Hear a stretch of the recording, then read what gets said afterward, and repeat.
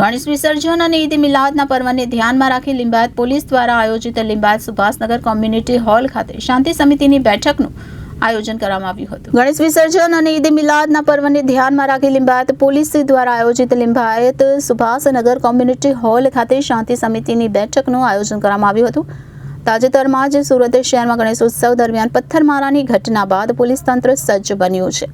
આગામી તારીખ 16મી સપ્ટેમ્બરના રોજ મુસ્લિમ સમાજ દ્વારા ઈદ મિલાદના પર્વની ઉજવણી કરવામાં આવનાર છે, તો બીજી તરફ હિન્દુ સમાજ દ્વારા તારીખ 17મી સપ્ટેમ્બરના રોજ ગણેશ વિસર્જન કરવામાં આવશે। તેને ધ્યાનમાં રાખી લિંબાયત સુભાષનગર કોમ્યુનિટી હોલ ખાતે શાંતિ સમિતિની બેઠકનું આયોજન કરવામાં આવ્યું હતું, જેમાં હિન્દુ અને મુસ્લિમ સમાજના તહેવારો કોમી ખલાસભર્યા વાતાવરણમાં ઉજવાય તે માટે પોલીસ દ્વારા શાંતિ સમિતિના સભ્યોને અપીલ કરવામાં આવી હતી। આ સાથે જ હિન્દુ અને મુસ્લિમ સમાજના અગ્રણીઓએ પણ પોલીસ તેમજ વહીવટી તંત્રને પોતાનો સાથ સહકાર મળી રહેશે તે અંગે જણાવ્યું હતું। તો લિંબાયત પોલીસ દ્વારા આયોજિત શ્રી ગણપતિ ઉત્સવ તેમજ ઈદ મિલાદ તહેવાર અનુસંધાને લિંબાયતના સુભાષનગર કોમ્યુનિટી હોલ ખાતે શાંતિ સમિતિની મીટિંગનું આયોજન કરવામાં આવ્યું હતું। આવનાર 16 તારીખના રોજ ઈદના અને 17 તારીખના રોજ જો શ્રીજીના વિસર્જન બંદોબસ્તના અનુસંધાને આજે લિંબાયત પોલીસ સ્ટેશન વિસ્તારમાં અહીંયાના સ્થાનિક આગેવાનો, શાંતિ સમિતિના અમારા સભ્યો અને ધર્મગુરુઓ આપણા વિજયાનંદ ગિરી બાપુજી અને સૈયદ બાપુજી અને તમામ અમારા જો મીડિયાના મિત્રો, અમારા અધિકારીઓના હાજરીમાં આજે એક શાંતિ સમિતિના મીટિંગ રાખવામાં આવેલ, જેમાં આ વિસ્તારમાં જો એક મિની ભારત તરીકે ગણાય છે, આમાં ખૂબ સુખ શાંતિ રહે, તમામ તહેવારો ખૂબ સારી રીતે મળીને હળીમળીને ઉજવે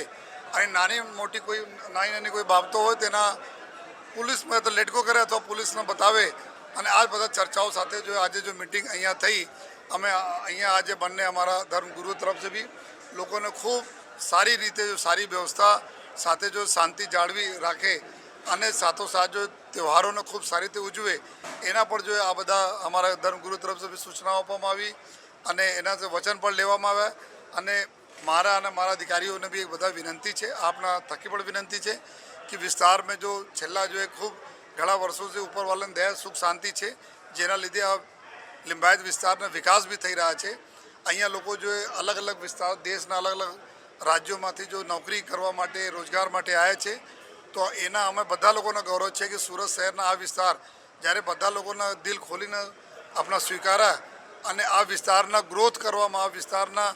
આગળ લઈ જવામાં આ તમામ અહીંયા વિસ્તારમાં રહેવાવાળા લોકોનો હાથ છે,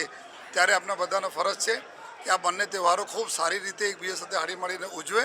અને આ લિંબાયત વિસ્તારના નામ સુરત શહેરમાં સદૈવ આપણા ઉપર રાખીએ। આ હિસાબથી અમારા બધા લોકોને મિટિંગો થઈ, ચર્ચાઓ થઈ અને મને ઉમ્મીદ પણ છે ખૂબ સરસ વ્યવસ્થાઓમાં આ બંને તહેવાર અહીંયા પસાર થશે। Bureau report Janadesh news, Surat.